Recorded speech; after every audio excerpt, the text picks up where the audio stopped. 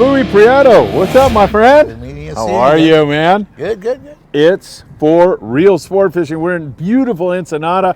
See the cruise ship over here. We had a nice drive down. We just spent some time up in the Tequilas bar. Had a great time. Met some characters. Yeah. King's game is on. Man, you got it all down here in Ensenada. Yeah. I want to focus in on the boat, however. It's for Reels Sportfishing. Tell us about your boat. What is it? What's the capabilities? What do you focus on? Yeah, it's a Parker, 2320 Parker. I've had it brand new since '05. Oh, shoot. Yeah, so I've put a lot into it. It's all customized. There's new flooring, electronics. Yeah, it's beautiful.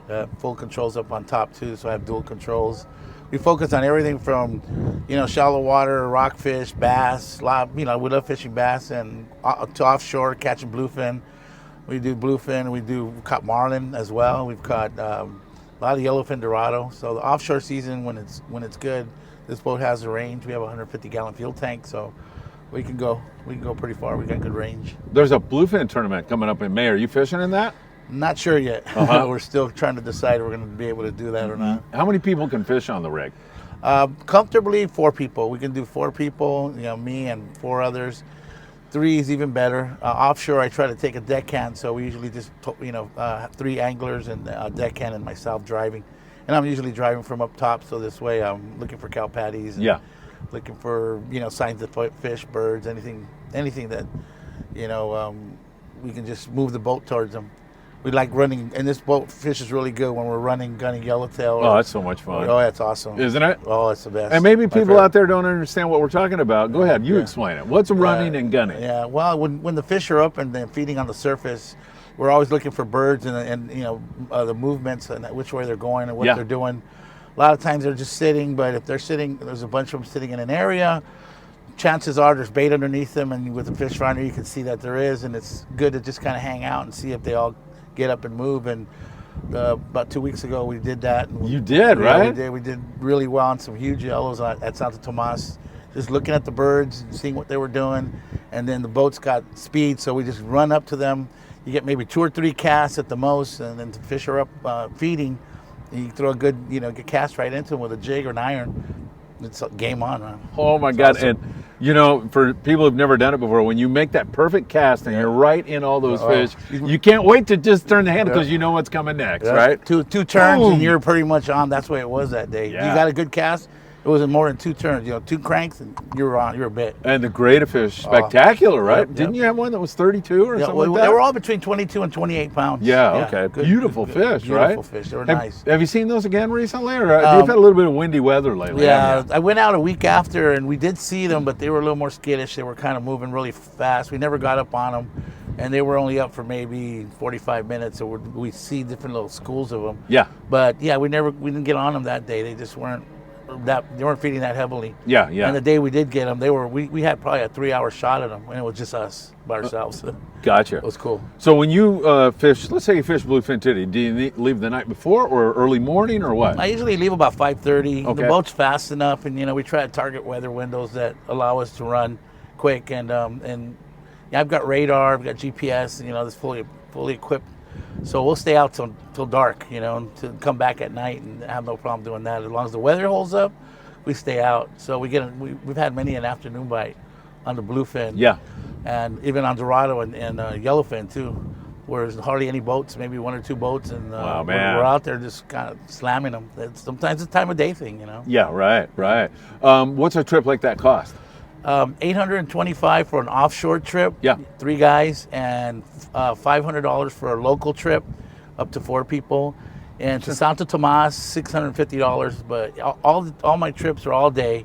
I have no time limits. Oh, really? Yeah. So we go until you guys decide you're done. Until you say uncle? Until you say uncle. Usually I'm the one trying to get the last cast in for you guys, but it's fun. We have a good time. That is very reasonable, by the way, isn't it? I mean, when you look at prices up in the United States now, for a lot of 3/4 day boats are $130 a person, something like that, and you're on there with 40 people or whatever. Yeah. And so those are very reasonable prices. Yeah, and I try to make it more of the trips more educational and fun. As far as when we're out there, it depends on the level of skill and expertise that my customers have. Some, like the first times they've ever gone fishing, Some never, fished on a private boat before. So I try to, tailor the trip to what their needs. Some guys just already know what they're doing. They bring their own tackle. They're all set up, and I just stay out of their way and just try to put them on fish and let them do what they got to do. Yeah. So, I just kind of go with the flow on that. It sounds like a novice angler is going to fit in here just perfectly. If you've never fished before, kids too. You're going to take it from there. And kids as well. I love taking kids out. My daughter, she's 6. She fishes with me. Well, I know. I see Marilyn all the time out fishing with you, right? Yep. I took my boys when they used, when they were younger. They out of the 4, only one of them still likes to fish, but they used to go with me too. And I really get a kick out of seeing the kids catch fish. Oh, heck yeah. Do you provide the gear? Yep. All the gear's included. I use, pretty quality stuff, Pan, Shimano, some Daiwa, and spinning rods, conventional reels, all the trolling rigs, all the feathers, Mad Max. We're doing tuna. We have all that on board, and if we're fishing iron or plastics, I have plenty of that as well. Excellent. Do you ask people to bring their own food, or how does that work? Yeah, you bring your own food. You have big ice chests, big places to keep everything. So we kind of limit the ice chest to what I have on the boat. And bring your own food and drinks. I provide all the ice, and you guys just get the fishing licenses are available online. You can't buy them anywhere else now. You have to go online and get them. So, yeah. And a day's fishing license is about $12. Oh, okay, perfect. Somewhere in that range. Do you recommend people go to a sandwich shop in town, or just go by the supermarket, make sandwiches, or whatever? Or bring some stuff down? Yeah, there's a lot of people bring their own stuff down. I got friends that are gourmet, they're chefs, and they have their own they bring their own food and set it all up here. And whatever you like. Some guys are just bologna and bread, that's it. Yeah. And chips, and that's it, So you mentioned already the electronics and that stuff that you have on board here. All first rate, right? What do you have exactly? It's all Simrad. It's all Evo 3Ss, and everything's integrated. All the different. I have 3 different screens. They all talk to each other. All the information is available on whatever screen I'm on, whether I'm inside the cabin or up on top on the pilot house driving from there. I can still access the autopilot and all my waypoints and stuff. And I really love this. I've got autopilot too with the Halo radar, the digital radar, which is really awesome. So whenever we need it at night or it's foggy, man, it's really good. It's the best radar I've ever used. If it's foggy, you got boats crossing. You have buoys. And with the radar, you're able to, hone in and zoom in on what's in front of you. For sure. So you don't run into it. Nobody runs into you. Yeah, exactly. If people want to book on this, what is the best way to do it? Can they call you and have a conversation with you? Yeah, or call me. Yeah, absolutely. Yeah? Best way to get a hold of me is through WhatsApp or Messenger. On WhatsApp, my number is it's a Mexican number, +52, which is a country code. 646-124-1658. And then through WhatsApp, you hook up with you on that, right? Your number will come in, and I'll just tell me what you're looking for, and I'll be happy to call you back, and we'll set something up. Even if it's another boat with if you have more than 3 or 4 people that want to go out, I know a lot of the captains here, guys that'll take care of you. Oh, okay. And do a good job for you as well. Yeah, that sounds good. There's a lot of good captains here. And the WhatsApp is real simple. Everybody, go to your app store, download it, and then it'll ask you for the guy's phone number. You plug his phone number in, and then all of a sudden you're in communication. Yeah, you can send me a text on that number I gave you to, a regular text. That works too. Okay, that's great. Yeah. We just drove down here. Perfectly nice drive. Yeah. No problems. Had great. That is the 850,000-pound elephant in the room. Yeah. People are afraid to come down here, so what do you tell them? Yeah, I tell them there's nothing to be afraid of. You come down, the first couple of times you're kind of just feeling your way around. There's a lot of construction going on at the border just to make the border better, actually, more access to get to the roads and stuff. But once you get on the main highway, the toll road, it's just a straight shot down. It's a beautiful drive here along the coastline. And a lot of people come through Tecate. I think that's where you guys came through, and they're doing Tecate because it's an easier border crossing. Yeah, it's a little more out of the way to get to it, depending on where you're coming from, obviously. But it's a nice drive. You're going through wine country. Yeah, it's great. Yep, and it's a beautiful drive. So Tecate, San Isidro are the 2 ports of entry that I use. I was at the PCS show last Thursday, and it was a piece of cake coming back in. I got back at 10 o'clock at night, 11 o'clock. It wasn't very much traffic, but it was easy to get in and to get in. So, that's fantastic. Once again, people that want to get on here, best to get you through WhatsApp. I want to focus just on the type of trip, you mentioned the type of trips you have. What if I'm a calico bass nut and I call you up and say, I want to catch calico bass, I've man. got the spots. You to can make go. that happen? Oh yeah, absolutely. Really? Even wintertime, summertime, whenever. Really? I've got deep spots, rocks that I fish. There's parts of the island that are really good. Certain times of year, certain tides. But yeah, I've got some real nice spots where I fish. I love fishing calicos. Yeah, right. Using plastics and just having with the lighter bait casters. So it's fun. That's got to be a blast. Yeah. And you're not fishing 600 feet of water when you're fishing rockfish, right? You're fishing the shallow stuff, which is a blast. Yep. Yeah. All my rock fishing trips, you're going to be fishing in less than 200 feet of water. More than likely, it's going to be anywhere from 90 to 150 feet. Yeah. I've got reefs that I target that are pretty productive. North of town, the South Cepuedes area, and south, which is out in the Santo Tomas area. And there's some really good fishing. You can fish the lighter stuff, and you're not bringing up dead weight, and you're just bringing up, some nicer. And there's some good grades of reds, ling cod, and big sheephead. And then you always have that chance of surface fishing. These are deep water yellows, and both of those spots as well. I've caught yellows where we're fishing rockfish too. Is that what happened to you on this most recent trip? You were fishing rockfish and saw the birds outside of you, and exactly. Ran out there. Yeah. There's been some big bonita. I thought they were bonita. Yeah. I thought they were bonita because we saw them breaking under the birds, and I said, "Man, that's not." And then as we got closer, we said, "No, that's yellowtail." First hookup was right. Let us know right away that they were yellows because they pull hard. Yeah, heck yeah. Pull hard. We've already done a video on your bar, but maybe some people have not heard about that. Hey, I got a bunch of rockfish and I want to eat them tonight. Can I go over to your bar and you'll cook them for us? Absolutely, yeah. We have some good cooks. Okay, you bring, depending on the fish, if there's bonita or if it's tuna, we'll do some sashimi plates. Rockfish, we'll do some fish. Sign me up. Yeah, fish tacos. We also have fish in the bar. The fish that I catch, I sell it there too, and it's pretty fresh, and we take care of it. So right now we have, and I get commercial fishing friends that come in to hang out. Yeah, I met one today. Yeah, you met one. Carson, yeah, and they bring me fish too from all over the world. So I got hopefully this weekend some wahoo and dorado coming in. So it looks like we're gonna have some good eats this weekend. Yeah, and I mean, in a few more minutes here, you're gonna have the Kings game on. Yep. It's kind of a sports bar, has a Cheers feel kind of to it, like everybody knows each other. Yeah, and it's a casual place. I'm usually there, unless I'm fishing or, grocery shopping for the bar. I'm usually there myself. And if I know somebody's coming, they can always call me and say, "Hey, we're gonna come down," and I'll try to make a point of being there.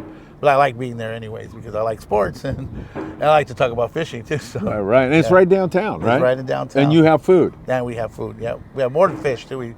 We sell burgers, we sell pasta, we sell nachos and chicken wings. So we got a pretty bar food like that. Yeah, extensive menu, pretty good menu. And then a full bar, everything as well for drinks. And you make most everything from scratch, don't you? From scratch. The salsa, the chips, everything that we do, that the cooks do is from scratch.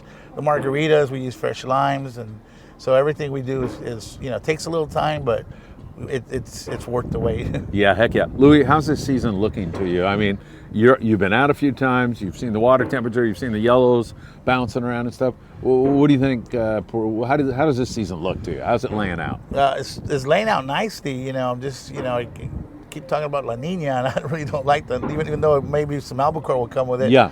But I really like the El Nino situation. Yeah, right, a little warmer water. Yeah, but we've seen, there's been a good showing of yellows, different places around here. I heard they were up in the Coronados too, so that's a good sign. The bass fishing winter bass fishing has been a little bit slow, but I could change with a couple of degrees of water temp. The rock fishing is always good. It's always been good. So I'm thinking it's going to be good. And I've talked to some commercial friends that are fishing the bluefin right now. And, they were supposed to have made their quota in early January, but it looks like it's taking a little longer. So they might have already made it by now or maybe this month. Yeah. But the bluefin fishery out there looks pretty good, man. Yeah, does it? Oh, yeah. Well, your boys are telling you that? Yep, they're telling me there's a lot of fish out there all over the place. Different nearby? Areas. Yeah, well, there was some fish around the 1140, the lower 500.